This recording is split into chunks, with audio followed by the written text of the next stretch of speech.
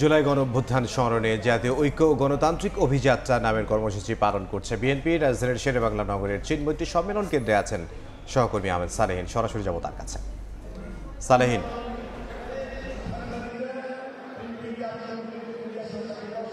এক বছর পূর্তিতে যাচ্ছে জুলাই আগস্ট গণ অভ্যুত্থানের, আর এই উপলক্ষে জুলাই আগস্ট গণ অভ্যুত্থান 2024-এর শোক ও বিজয়ের বর্ষপূর্তি উদযাপন উপলক্ষে আজকে চিনমৈত্রী সম্মেলন কেন্দ্রে আয়োজন করেছে বিএনপি।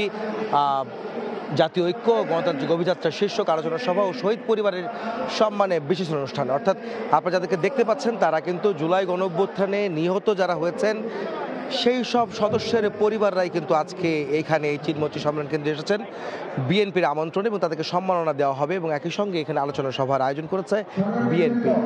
গত জুলাই গণ অভ্যুত্থানে বিএনপির তরফ থেকে জানানো হয়েছে যে সব মিলিয়ে যে 1,500-এর মতো শহীদ হয়েছিল গত বছরের এক দফা দাবিতে কোটা সংস্কার আন্দোলন থেকে শুরু করে পরবর্তী যখন এক দফা সরকার পতনের আন্দোলনে যায় সেই সময়টিতে বিএনপিরই শুধু শহীদ হয়েছেন বা নিহত হয়েছেন 734 জন।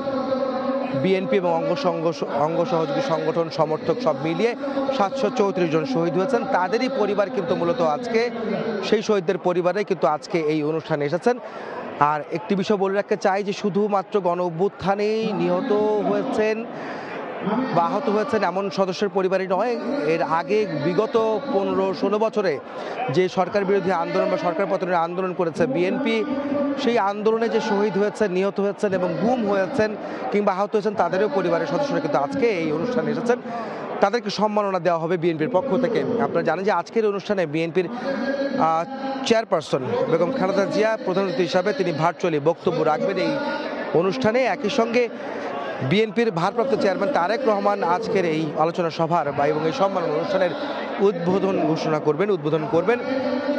আর এখানে স্থায়ী কমিটির সদস্য থাকবেন বিএনপির সঙ্গে উপদেষ্টা মণ্ডলীর সদস্য, একই সঙ্গে ভাইস চেয়ারম্যান, যুগ্ম মহাসচিব, কেন্দ্রীয় নেতৃবৃন্দের কার্যনির্বাহী সদস্য সবাই কিন্তু মোটামুটি এখানে আসছেন। বিকাল 3টায় সমাবেশ শুরু হওয়ার কথা রয়েছে, কিন্তু ইতিমধ্যেই নেতাকর্মী কিন্তু হল রুমেই তারা চলে এসেছেন এবং তাদেরকে সম্মাননা যে দেওয়ার বিষয়টি শহীদের পরিবারদের, আহতদের পরিবারদের সম্মাননা দেওয়ার জন্য কিন্তু আজকের এই কর্মসূচি ঘোষণা করেছে। এবং আজকে থেকে শুরু হয়েছে মূলত জুলাই গণ অভ্যুত্থানের যে মাসব্যাপী যে কর্মসূচি তা কিন্তু আজকে উদ্বোধন হচ্ছে এবং আজকে শুরু হচ্ছে 36 দিন ব্যাপী বিএনপি, অর্থাৎ গণ অভ্যুত্থানের 36 জুলাই পর্যন্ত যে কর্মসূচি ছিল সেটি তারা পালন করবে। প্রতিদিনই কোনো না কোনো কর্মসূচি তারা পালন করবে, যেটি গতকাল রাতে শহীদ মিনারে ছাত্রদলের একটি মোমবাতি প্রজ্বলনের মাধ্যমে শহীদদেরকে স্মরণ করে যে কর্মসূচি পালন করেছে তারই ধারাবাহিকতা আজকে কিন্তু এই কর্মসূচিটি পালন হচ্ছে। তো এই ছিল আমার কাছে রাজধানীর চিনমৈত্রী সম্মেলন কেন্দ্র থেকে বিএনপির যে আলোচনা সভা এবং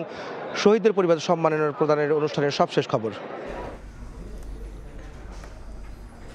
রাজধানীর শেরেবাংলা নগরের চিনমৈত্রী সম্মেলন কেন্দ্র থেকে আমাদের সঙ্গে যুক্ত হয়েছিলেন সহকর্মী আহমেদ সালেহীন।